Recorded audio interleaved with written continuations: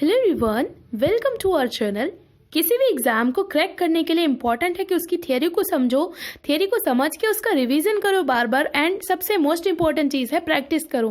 Question को किस तरीके से आप डील करते हो उनको समझो, उनको एनालाइज करो, फिर अपने माइंड को उसी तरीके से कंडीशन करो। तो इसीलिए मैंने सोचा कि आपके लिए रिवीजन एंड प्रैक्टिस एक साथ में करवाती हूँ। तो ये जो MCQ सीरीज चल रही है उसी के लिए एक एफर्ट है। तो आपको ये चीज़ें पसंद आ रही हैं, मुझे देख के अच्छा लग रहा है। तो आज उसी का थर्ड पार्ट है। चलिए देना करते हुए शुरू करते हैं आज की वीडियो। तो रूल आपको पता ही है कि पहले मैं क्वेश्चंस बताती हूँ, क्वेश्चन सारे के सारे आपको सॉल्व करने हैं। वीडियो पॉज करिए, अपने आंसर लिखिए, फिर उसके बाद लास्ट में आंसर देखिए कि आपके कितने करेक्ट हो रहे हैं। फिर मैं आपको एक्सप्लेन करके भी बताऊंगी कि ये आंसर क्यों है। ठीक है, तो आज का जो टॉपिक है उसमें आपको धर्म, जादू, विज्ञान, संस्कृति, संरचना, श्रम विभाजन, पूंजीवाद, काफी सारे टॉपिक्स हैं, इनसे रिलेटेड क्वेश्चंस मिलेंगे। तो चलिए शुरू करते हैं। पहला क्वेश्चन है, श्रम विभाजन आर्थिक प्रगति का मुख्य स्रोत है और वाहन है। इस विचार को किसने आधार मानकर राज्य द्वारा आर्थिक व्यवस्था में हस्तक्षेप करने का विरोध किया? किसने माना कि श्रम विभाजन आर्थिक प्रगति का मुख्य स्रोत है और राज्य को थोड़ा सा भी हस्तक्षेप नहीं करना चाहिए? ऑप्शन है Emmanuel Durkheim, Adam Smith, Amartya Sen, Karl Marx. Durkheim, Smith, Amartya Sen and Karl Marx. Question एक बार फिर से देख लीजिए। नेक्स्ट क्वेश्चन है, जब व्यक्तिगत चेतना सामूहिक चेतना में डूब जाती है, उस स्वयं का पृथक अस्तित्व नहीं रहता, तो ऐसी सोसाइटी को हम क्या कहते हैं? ऐसा समाज जहां पे व्यक्तिगत चेतना का कोई अस्तित्व ना रहे, सिर्फ सामाजिक चेतना हो, तो उसको हम क्या कहेंगे? ऑप्शन है यांत्रिक समाज, स्वायत्त समाज, औद्योगिक समाज या फिर आधुनिक समाज। क्वेश्चन एक बार फिर से देख लीजिए। नेक्स्ट क्वेश्चन है, भौतिक एवं नैतिक सघनता ही श्रम विभाजन का आधार है। ये किसने माना कि श्रम विभाजन में मेन जो की पॉइंट है वो है भौतिक और नैतिक सघनता? दुर्कheim, एडम स्मिथ, कार्ल मार्क्स या फिर वेबर। नेक्स्ट क्वेश्चन है, श्रम विभाजन के कारण कार्यात्मक एकता भंग होती है, अव्यवस्था और अपर्याप्त संगठन के अभाव के कारण एकीकरण का ह्रास होता है और उत्पादकता घटती है। ये किसने कहा? ऑप्शन है एडम स्मिथ, गिडेंस, मार्क्स या फिर वेबर। क्वेश्चन एक बार फिर से देख लीजिए। नेक्स्ट क्वेश्चन है, श्रम विभाजन के कारण श्रमिक वर्ग का अमानवीकरण होता है। ये किसने कहा है कि श्रम विभाजन की वजह से श्रमिक वर्ग का अमानवीकरण होता है? वेबर, मार्क्स, दुर्कheim या फिर एडम स्मिथ। नेक्स्ट क्वेश्चन है, पूंजीवाद एक ऐसी व्यवस्था है जिसमें असमानता, शोषण और वर्गों का ध्रुवीकरण अपनी चरम सीमा पर पहुंच जाता है। ये किसने कहा था? कार्ल मार्क्स ने, मैक्स वेबर ने, सिमेल ने या फिर दुर्कheim ने? नेक्स्ट क्वेश्चन है, आधुनिक पूंजीवादी समाज का आधार है उत्पादक श्रम का तर्कसंगत संगठन। ये किसने माना? उत्पादक श्रम के तर्कसंगत संगठन को आधुनिक पूंजीवादी समाज का आधार माना? किसने? वेबर, कार्ल मार्क्स, कोजर या फिर डेरेनडॉर्फ। नेक्स्ट क्वेश्चन, सामाजिक संरचना का अभिप्राय परिवार, जनजाति या राष्ट्र या समाज जैसे निरंतर चलने वाले समूह से है तथा इसके अध्ययन के लिए समाजशास्त्रियों को अन्योन्य क्रिया पर्यवेक्षण को छोड़कर उच्चतर स्तर के अमूर्तीकरण का अध्ययन करना चाहिए। ये किसने कहा था? रेडक्लिफ ब्राउन, मेलिनोवस्की, एवांस प्रिचार्ड या फिर लेवी स्ट्रॉस। तो ये किसका मानना था? नेक्स्ट क्वेश्चन है, अपने भाषा शास्त्रीय अध्ययनों में किसने संरचना तथा सामाजिक संबंधों को अलग किया और संरचना को मस्तिष्क में बनने वाले प्रारूपों से जोड़ा? ऑप्शन है लेवी स्ट्रॉस, ब्राउन, मेलिनोवस्की या फिर लोवी। नेक्स्ट क्वेश्चन है, मानवीय चिंतन को एक क्रम में प्रस्तुत करते हुए किसने सर्वप्रथम जादू, धर्म और विज्ञान के नियमों को बताया? ऑप्शन है मेलिनोवस्की, टायलर, फ्रेजर या फिर ब्राउन। नेक्स्ट क्वेश्चन है, संस्कृति अंशतः मानवीय और अंशतः आध्यात्मिक है, जिसकी मदद से मनुष्य अपने सामने आने वाली कठिन से कठिन समस्याओं से जूझ सकता है। संस्कृति का एक कार्यात्मक दृष्टिकोण किसका था? ब्राउन का, मेलिनोवस्की का, एवांस प्रिचार्ड का या फिर लेवी स्ट्रॉस का? नेक्स्ट क्वेश्चन है, जीववाद या आध्यात्मिक जीवों में विश्वास आदिम धर्म का सार है, ये किसने कहा था? टायलर, फ्रेजर, मेलिनोवस्की या फिर रेडक्लिफ ब्राउन? नेक्स्ट क्वेश्चन है, मैजिक साइंस एंड रिलीजन नामक कृति में किसने धर्म जादू विज्ञान के संबंध में विशिष्टता में सर्वत्रता के तर्क संगत सिद्धांत का प्रतिपादन किया? ऑप्शन है मेलिनोवस्की, रेडक्लिफ ब्राउन, फ्रेजर या फिर टायलर? क्वेश्चन से एक बार फिर से देख लीजिए। नेक्स्ट क्वेश्चन है, एक विशिष्ट क्षेत्र और समयावधि में सामाजिक जीवन की प्रक्रिया ही वो आनुभविक यथार्थ है जिसका निशास्त्रीय विवरण, विश्लेषण और तुलनात्मक अध्ययन किया जाता है। ये किसका कथन है? ऑप्शन है रेडक्लिफ ब्राउन, मेलिनोवस्की, लेवी स्ट्रॉस या फिर कॉम्ट? अब है लास्ट क्वेश्चन, सामाजिक संरचना एक अमूर्त कल्पना ना होकर एक अनुभविक तथ्य है, एक समग्रता है जिसमें विभिन्न भाग क्रमबद्ध रूप से जुड़े हुए हैं। ये किसने कहा था? नाडेल, ब्राउन, लेवी स्ट्रॉस या फिर मेलिनोवस्की? किसने कहा था? तो ये थे क्वेश्चंस। अब हम इनको एक्सप्लेनेशन के साथ में देखेंगे कि किसका क्या आंसर है। तो जल्दी से स्क्रॉल कर लेते हैं वीडियो। तो ये हमारा पहला क्वेश्चन और इसका जो आंसर है, किसने माना कि जो श्रम विभाजन है उससे आर्थिक प्रगति होती है? आर्थिक प्रगति का स्रोत होता है श्रम विभाजन, मतलब जितना अधिक श्रम विभाजन होगा उतनी ही आर्थिक उन्नति होगी। इसीलिए जो राज्य है उसको श्रम विभाजन होने देना चाहिए। राज्य को बिल्कुल भी हस्तक्षेप नहीं करना चाहिए आर्थिक व्यवस्था में, चाहे जितना उत्पादन हो चाहे जितना उपभोग हो। लेजेस फेरे राज्य एक तरीके का, लेजेस फेरे स्टेट की संकल्पना दी थी।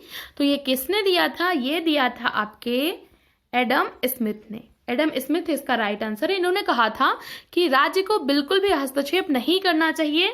जो व्यक्तिवादिता है, व्यक्तिगत पूंजी है, उसको बढ़ावा मिलना चाहिए, श्रम विभाजन को बढ़ावा मिलना चाहिए। इसी से जो राष्ट्र है वो समृद्ध हो सकता है, उसकी आर्थिक प्रगति हो सकती है। जितना अधिक श्रम विभाजन होगा उतनी अधिक उत्पादकता होगी। तो ये एडम स्मिथ का मानना था। नेक्स्ट क्वेश्चन था, जब व्यक्तिगत चेतना सामाजिक चेतना में डूब जाती है तो उसका स्वयं का पृथक अस्तित्व तो नहीं रहता है, तो इस सोसाइटी को हम क्या कहेंगे? तो जहां भी व्यक्तिगत चेतना का अस्तित्व ही ना हो, सिर्फ सामाजिक चेतना हो, तो उसको हम कहते हैं यांत्रिक समाज। यांत्रिक समाज में व्यक्तिगत चेतना नहीं रह जाती है, सिर्फ सोशल कॉन्शियसनेस रह जाती है, व्यक्ति का स्वयं का कोई पृथक अस्तित्व नहीं रह जाता है। जबकि जो सावयवी समाज होता है ये वाला, तो इसमें क्या होता है? इसमें व्यक्ति का बोलबाला, व्यक्तिगत चीजों का बोलबाला ज्यादा हो जाता है। ठीक है, तो यहाँ पे व्यक्तिगत चेतना पाई जाती है, लेकिन यहाँ पे सामाजिक चेतना ही पाई जाती है। व्यक्तिगत चेतना का पृथक कोई अस्तित्व नहीं होता है। नेक्स्ट क्वेश्चन था, भौतिक और नैतिक सघनता ही श्रम विभाजन का आधार है। तो ये किसने माना था कि श्रम विभाजन में मुख्यतः दो चीजें इंपॉर्टेंट हैं, एक तो आपका भौतिक, दूसरा नैतिक सघनता। ये माना था आपके दुर्खीम ने। क्या होती है भौतिक और नैतिक सघनता? तो भौतिक सघनता का इसका मतलब होता है, भौतिक सघनता का मतलब कि लोगों की जब संख्या में वृद्धि होती है, पॉपुलेशन बढ़ती है, ओवर पॉपुलेशन होती है, तो जाहिर सी बात है कि जब संख्या बढ़ेगी तो आवश्यकताएं बढ़ेंगी, तो फिर डेंसिटी बढ़ रही है, लोगों का जो संख्यात्मक डेंसिटी है वो जो बढ़ती है उसको इन्होंने कहा भौतिक सघनता। ठीक है, भौतिक घनत्व। और नैतिक घनत्व क्या है? नैतिक घनत्व में जब कार्यों का विशिष्टीकरण हो गया, सब लोग अलग अलग कार्य में निपुण हो गए, तो लोग एक दूसरे पे डिपेंड ज्यादा रहने लगे कि जैसे मैं पढ़ा सकती हूँ, आप कोई दूसरा काम कर सकते हो, तीसरा पर्सन कोई दूसरा काम कर सकता है, तो हम सभी लोग एक दूसरे पे डिपेंड ज्यादा हैं, निर्भर ज्यादा हैं। तो नैतिक सघनता का मतलब हुआ एक दूसरे पे अन्योन्यासिता, एक दूसरे पे डिपेंड ज्यादा है। और भौतिक सघनता का मतलब हुआ कि जनसंख्या का बढ़ना, वो जो भौतिक घनत्व हुआ, जनसंख्या का घनत्व हुआ, उसको भौतिक सघनता। तो ये था दुर्खीम का। नेक्स्ट क्वेश्चन था, श्रम विभाजन के कारण कार्यात्मक एकता भंग होती है, इससे अव्यवस्था आती है। और आती क्यों है? क्योंकि संगठन अपर्याप्त होता है, उसमें संगठन ठीक तरीके से हो नहीं पाता है, तो अव्यवस्था और अराजकता आती है। एकीकरण में कमी आती है, जो एकीकृत व्यवस्था होती है उसमें कमी आती है, और इससे क्या होता है कि उत्पादकता घट जाती है। तो ये आपका मानना था दुर्खीम के ही कार्यों को वर्णन किया था आपके एंथनी गिडेंस ने। ठीक है, तो सबसे पहले इसको दुर्खीम ने दिया था, उन्हीं को वर्णन किया था एंथनी गिडेंस ने। Right answer Giddens. श्रम विभाजन के कारण श्रमिक वर्ग का अमानवीकरण होता है। तो ये किसने कहा था कि जो श्रम विभाजन है वो अहितकारी होता है, इससे श्रमिक वर्ग का अमानवीकरण होता है। अमानवीकरण होता क्या है? अमानवीकरण में जो श्रमिक है वो अपने आप को बिक्री की एक वस्तु समझ लेता है, वो खुद को कोई मानव नहीं समझता है, खुद को बिक्री की एक वस्तु समझ लेता है, ऑब्जेक्ट समझ लेता है। वो समझता है कि यार मुझे कोई भी पैसा देगा मुझे खरीद लेगा, मेरा श्रम तो खरीदी बेची जा सकने वाली वस्तु है, श्रम का पन्नीकरण हो जाता है। ठीक है, तो श्रमिक वर्ग का अमानवीकरण होता है श्रम विभाजन के कारण। तो ये मानना था आपके कार्ल मार्क्स का। नेक्स्ट क्वेश्चन था, पूंजीवाद एक ऐसी व्यवस्था है जिसमें असमानता, शोषण और वर्गों का ध्रुवीकरण अपने चरम पर होता है। तो ये किसने कहा था? तो ये कहा था आपके कार्ल मार्क्स ने। कार्ल मार्क्स ने कहा था कि जो पूंजीवाद है उसमें इतना अधिक शोषण हो जाता है, जो दो वर्ग होते हैं, शोषक और शोषित, यानी कि पूंजीपति और सर्वहारा वर्ग, बुर्जुआ और सर्वहारा वर्ग, ये दोनों जो वर्ग होते हैं इनमें असमानता इतनी अधिक हो जाती है। जो बुर्जुआ वर्ग है वो इतना अधिक शोषण करते हैं श्रमिकों का कि फिर क्रांति करने को मजबूर हो जाते हैं वो लोग। तो यहाँ पे शोषण अपने चरम पर होता है। नेक्स्ट क्वेश्चन था, आधुनिक पूंजीवादी समाज का आधार है उत्पादक श्रम का तर्कसंगत संगठन। तो जहां भी ये वर्ड आए तर्कसंगतता, तो बेसिकली तर्कसंगतता की बात करी है आपके वेबर ने। तो आधुनिक पूंजीवाद में सबसे इंपॉर्टेंट चीज क्या है कि तार्किक रूप से उत्पादक श्रम हो, तार्किकता आ जाए, हर जगह पे तार्किकता आ जाए और उसी के आधार पर उत्पादन हो। तो इसको बताया था आपके वेबर ने। तार्किकता का मतलब क्या हुआ ये भी समझा देती हूँ। तार्किकता का मतलब हुआ कि लिखित रूप से सारे रूल्स आ जाएं, राज्य भी लिखित रूप से मानने लगे उन चीजों को, प्लस जो उत्पादन के नियम है उनमें भी लिखित रूप से सारी चीजें आ जाएं। ठीक है, तो ये हुआ तार्किकता का अर्थ। नेक्स्ट क्वेश्चन था, सामाजिक संरचना का अभिप्राय है परिवार, जनजाति और राष्ट्रीय समाज ऐसे निरंतर चलने वाले समूह। और अपनी अध्ययन विधि में इन्होंने बताया कि अन्योन्य क्रिया पर्यवेक्षण को छोड़कर हमें उच्चतर स्तर के अमूर्तीकरण का अध्ययन करना चाहिए। तो ये बताया था आपके इवांस प्रिचार्ड ने। इन्होंने कहा था कि समाज में परिवार है, राष्ट्र है और आपके समाज है, तो ये सभी क्या है? उच्चतर स्तर के अमूर्तीकरण है। मतलब कि कहीं कहीं पे इनमें बहुत अधिक समानता होती है, कहीं कहीं पे बहुत अधिक विरोधी हो जाते हैं। तो अगर हम इंटरेक्शन का अध्ययन करेंगे तो हम समझ ही नहीं पाएंगे चीजों को। तो हमें ह्यूमन इंटरेक्शन का नहीं अध्ययन करना चाहिए, मानवीय अंतःक्रिया का नहीं अध्ययन करना चाहिए, बल्कि जो उच्चतर स्तर के अमूर्तीकरण है उनका अध्ययन करना चाहिए। तो ये इवांस प्रिचार्ड ने बताया था। अपने भाषा शास्त्रीय अध्ययनों में किसने संरचना और सामाजिक संबंधों को अलग किया था और संरचना को मस्तिष्क में बनने वाले प्रारूपों से जोड़ा? तो ये आपके थे लेवी स्ट्रॉस। इन्होंने संरचना को भाषा के संबंध में बताया था, जो बाइनरी अपोजिशन है उसके संबंध में बताया था। और इन्होंने कहा था कि संरचना मानवीय मस्तिष्क में प्रारूपों के रूप में होती है, फॉर्मेट के रूप में होती है। जो मस्तिष्क में ही छोटे छोटे प्रारूप होते हैं उन्हीं को इन्होंने संरचना बताया था। इन्होंने कहा था संरचना कोई वास्तविकता नहीं है। मानवीय चिंतन को एक क्रम में प्रस्तुत करते हुए किसने सर्वप्रथम जादू, धर्म और विज्ञान के नियमों को बताया? तो ये किसने बताया था? तो ये बताया था आपके फ्रेजर ने। फ्रेजर ने क्या बताया कि सबसे पहले मनुष्य जादूगरों में विश्वास करता था। तो सबसे पहले आया जादू, तो फिर पहले जादूगरों का वर्चस्व था, फिर लोगों में थोड़ा सा सोचने समझने की शक्ति बढ़ी, तो फिर क्या हुआ कि वो आध्यात्मिक शक्तियों में विश्वास करने लगे। तो फिर धर्म की चीजें आई, ठीक है, तो फिर रिलीजन आया। तो जब उसके बाद और ज्यादा वो सोचने समझने लगे तो फिर रिलीजन को भी उन्होंने नकार दिया। फिर वो किस पे विश्वास करने लगे? वो विज्ञान पे विश्वास करने लगे। तो इस तरीके से मानवीय चिंतन की अवस्थाओं से गुजरते हुए जादू, धर्म, फिर विज्ञान आया। ठीक है, तो ये फ्रेजर ने बताया था।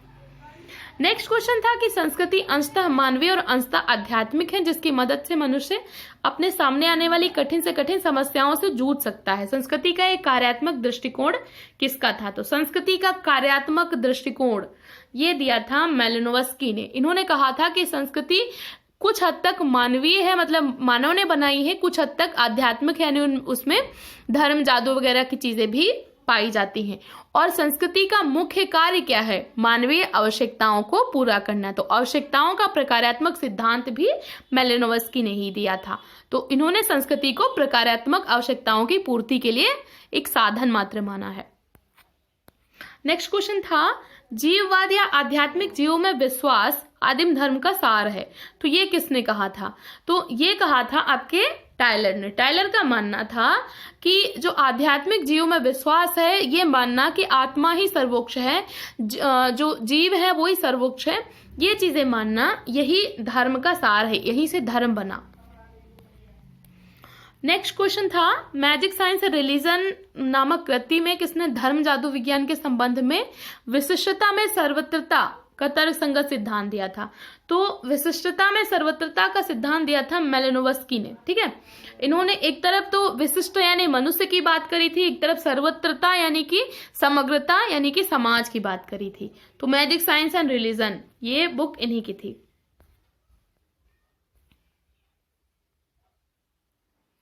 नेक्स्ट क्वेश्चन था, एक विशिष्ट क्षेत्र और समयावधि में सामाजिक जीवन की प्रक्रिया ही वो आनुभविक यथार्थ है जिसका नृशास्त्रीय विवरण, विश्लेषण और तुलनात्मक अध्ययन किया जाता है। ये किसने कहा था? तो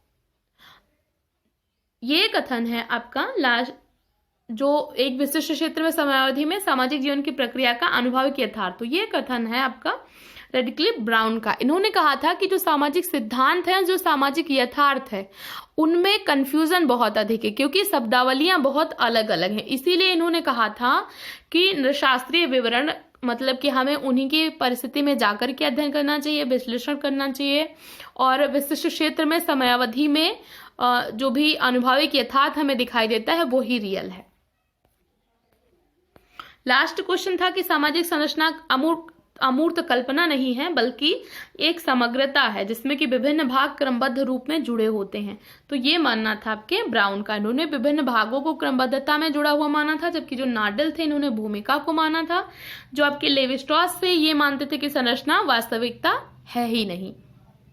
तो ये थे आज के क्वेश्चंस। आई होप आपको पसंद आए होंगे। तो वीडियो को लाइक कर दीजिए, शेयर कर दीजिए एंड चैनल को सब्सक्राइब कर लीजिए अगर चैनल पे न्यू है।